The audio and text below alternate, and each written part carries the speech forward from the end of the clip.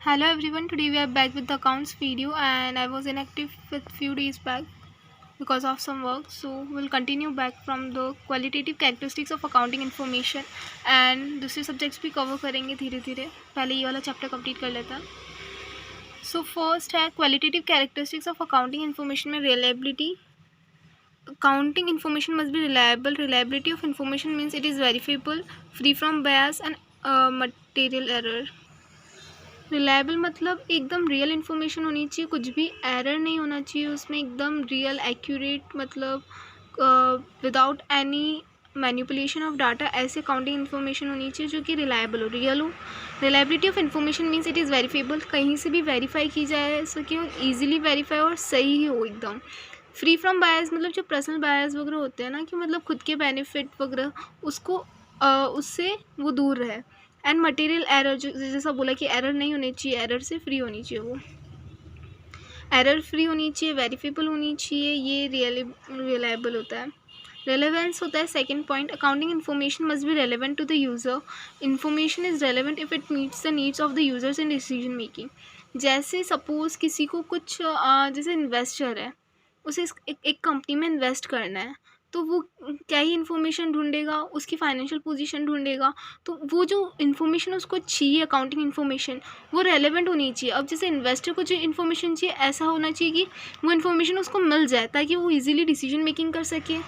And जैसे public है, public को क्या चाहिए, अच्छे क्वालिटी प्रोडक्ट चाहिए, तो उनको वो इन्फॉर्मेशन मिल जाए. तो वो सारी चीज़ें क्या होनी चाहिए, accounting information must be relevant to the user, मतलब रेलेवेंट होनी चाहिए, अप्रोप्रिएट होनी चाहिए.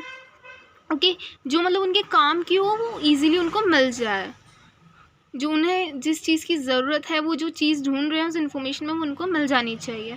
Then understandability. Understandability means that the information provided through the financial statements must be presented in a manner that the users are able to understand it. अब understandability ये है कि मतलब चल इन्फॉर्मेशन, अकाउंटिंग इन्फॉर्मेशन प्रोवाइड भी कर दी, but ऐसे accounting information किस काम की जो अंडरस्टैंड, मतलब लोग समझ ही नहीं पा रहे हैं उस चीज़ को, तो लोगों का समझना बहुत ज़्यादा ज़रूरी है. तो अंडरस्टैंडेबिलिटी मतलब कि वो ऐसी फाइनेंशियल पोजीशन, मतलब फाइनेंशियल स्टेटमेंट्स ऐसी होनी चाहिए जो कि इजीली एक्सप्लेन की जा सके यूज़र्स को. ओके,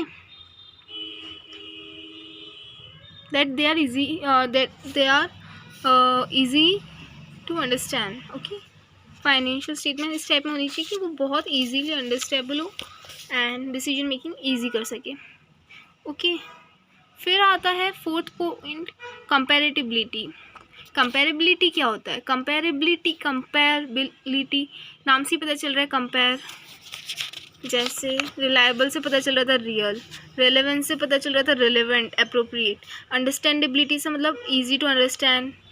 वैसे कंपेरेबिलिटी से पता चल रहा है कि कंपेयर. अब इसमें आगे इंट्राफॉर्म और इंटरफॉर्म, मैंने मेरी पुरानी वीडियोस में एक बार ये एक्सप्लेन करा हुआ है, so I will explain you here once again. Okay, we have written comparability. First आता है इंट्राफॉर्म. इसमें टू टाइप्स की कंपैरिजन होते हैं. एक तो होता है इंट्राफॉर्म कंपैरिजन, एंड एक और आता है इंटरफॉर्म कंपैरिजन.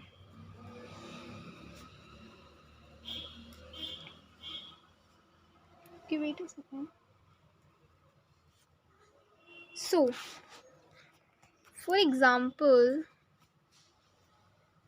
दो कंपनीज है ए एंड बी, मतलब टू फर्म्स है, एक तरह से फर्म्स या एंटरप्राइजेस है ए एंड बी. अब ए एंड बी को एक दूसरे से कंपेयर करना है. ए को कंपेयर करना है बी से कि बी चलो बहुत ज़्यादा प्रॉफिट में जा रहा है,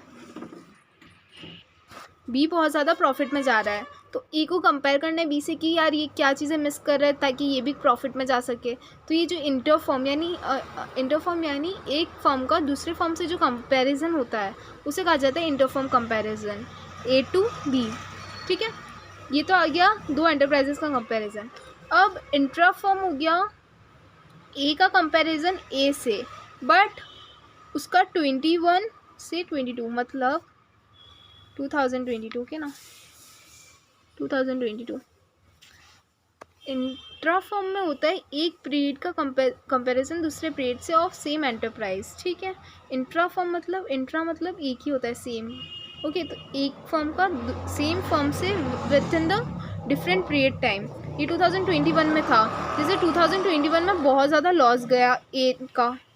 ओके, तो उन्होंने सोचा कि 2022 के लिए कि क्या करा जा सकता है, या 22 पे कंपेयर करा कि 22 में बहुत ज़्यादा प्रॉफिट आया, तो वो चीज़ें कंपेयर कि इसमें लॉस क्यों होता है, इसमें प्रॉफिट क्यों हुआ, ये जो सारी चीज़ें कंपैरिजन हो रहा है इंट्रा फर्म, मतलब पीरियड वाइज कंपैरिजन जो हो रहा है वो इंट्रा फर्म कंपैरिजन है, और इंटर फर्म यानी एक एंटरप्राइज का दूसरा एंटरप्राइज से comparison. Okay, so this are the both things.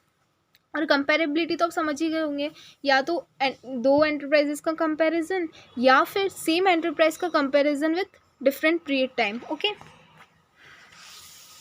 यही चीज़ यहाँ पे दे रखी है।